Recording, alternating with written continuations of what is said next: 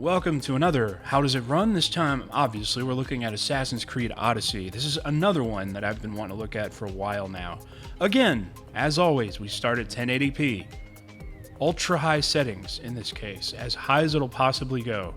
I'm pretty late game right now, so I'm going to avoid story spoilers as much as possible, but the good news is I have unlocked pretty much the entire map, and I can go to some of the more stressful places.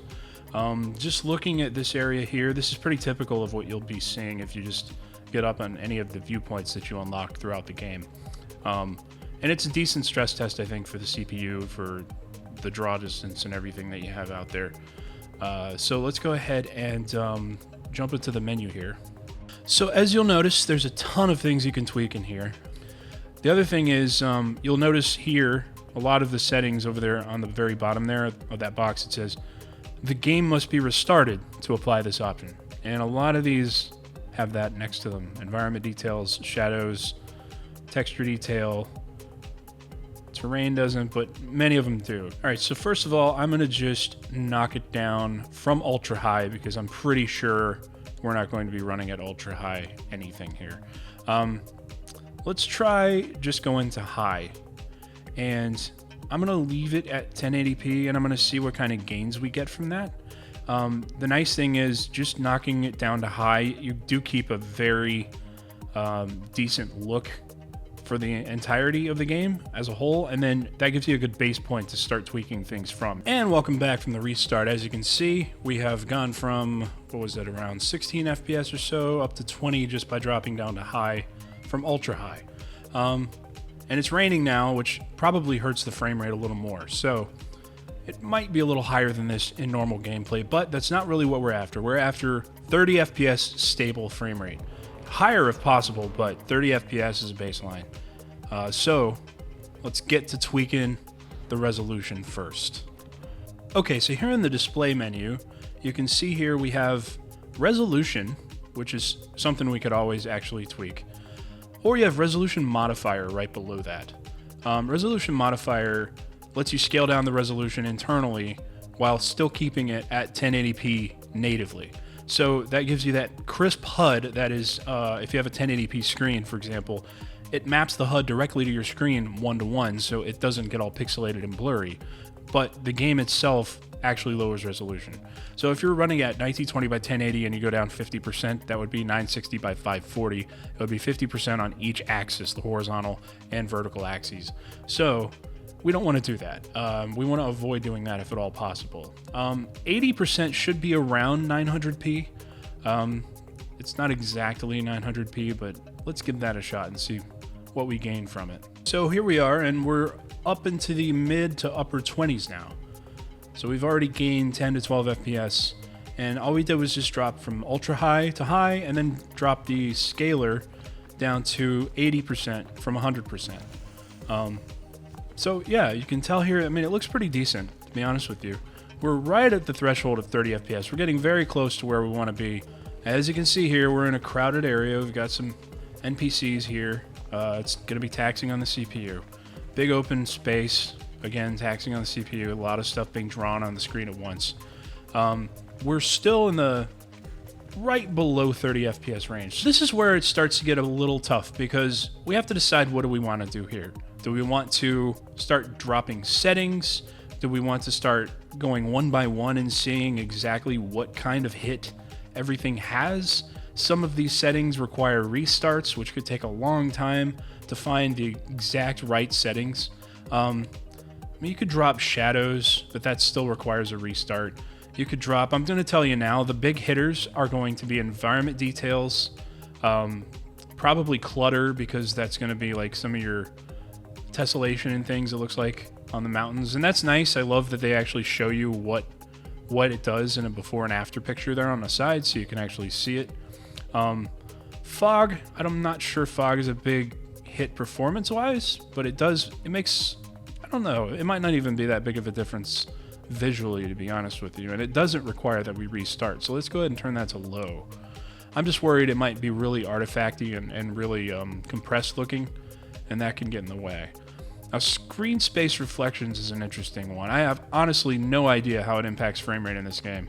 It typically can be a somewhat hard hit on the frame rate, but you see the difference with it on medium and even off. And there's only off, medium, and high. I would probably leave it on high, to be perfectly honest with you, if it's not too much of a hit, but we'll go ahead and see what kind of a hit it is. Okay, so I'm here at the ocean side on a beach on an island, and you can see there aren't really any reflections in the water, and the water looks very just kind of bland and flat because I actually just turned it to medium with the screen space reflections, and I didn't gain any performance whatsoever that I noticed. So if you ask me, I'm just going to leave the screen space reflections at high because it's one of those settings that actually adds a lot of character to the game. You know what? I bet water might hit the frame rate a little bit, especially because it's such a prevalent thing. Wow, low looks really bad, doesn't it? So let's try medium. Water, since we don't have to restart. Nope, still around mid-20s. So I'm just getting the impression that these individual settings aren't going to do a whole lot for us at this point. I think we're probably just going to have to drop the frame rate or resolution in order to actually maintain frame rate above 30 FPS. You could also try lowering the FOV because it'll actually render fewer things on screen at once because it's not such a wide field of view. It says, it even tells you in the box there, increasing it can impact performance. May give you a little bit of a boost. There you see going from 80 to 70% resolution scaling gave us another 4 or 5 frames per second. Now we're right around the 30 FPS mark. We're still getting down to 29-ish every now and then. But again, it's raining. That could have an impact on it. Tell you what, I'm going to go back and I'm going to turn back up the water. Okay, so now water's at high. You get that nice, get the nice looking waves now with water at high. With on medium, they're a little kind of blocky looking. They kind of look like big, just polygons coming at you instead of actual waves. So now you can see though we're still right at the same frame rate, 29, 30, 31. Again though, if we want a little bit more of a boost, now is where we can actually, because we're at 70% scaling of resolution, which is about as low as I want to go. But now I think it's time we can start looking at those settings that require us to restart the game entirely in order to just maintain a solid frame rate. All right, we're back, and now we have environment details at medium, and I went from medium to medium from high rather. And you can see now we are running around, and where it was, I think it was dipping out like 29, 28 before. Now it's around 30 to 32, 33. But we surprisingly kind of didn't get that much back from it. Thankfully, though, the difference visually is not that drastic. So I'm going to go ahead and leave it at medium just so we can get the extra frame. Since we don't have to restart in order to adjust these, I'm going to actually knock down the ambient occlusion to medium and see if this does any good. You know, not much. Maybe another frame? Maybe another couple frames, actually. That's an option, I suppose. You can turn down ambient occlusion from high to medium. And it honestly looks like something I could probably live with. I am going to go ahead and lock this down. I'm going to open up my Rivet Tuner, as always. Hold Control, click Add. It'll bring up what's running. As always, of course, my DS4 Windows. That creates a profile for AC Odyssey. And you go to frame limit, 30. And now we have our nice smooth line, where before it was all over the place. And now we have smooth frame rate and frame time. So let's give it a go and try to stress test this and see if we can't get a smooth experience everywhere. Fights, sailing, different locales. Let's just run around for a bit.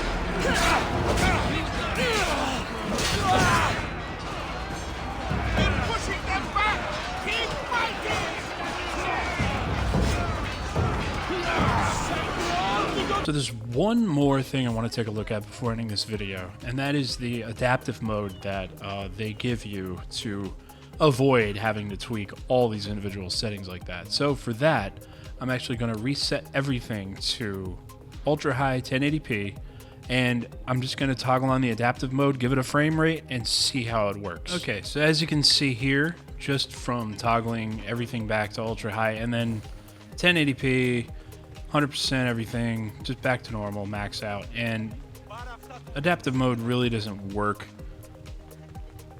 Adaptive mode really doesn't do what you would think it might do, so you're going to have to tweak some things on your own, which I've already done for us, so hopefully the video will actually assist you in figuring out exactly what it is that works well. So it's a lot of time that you might not want to spend. Just do the settings that I'll put up on the screen here.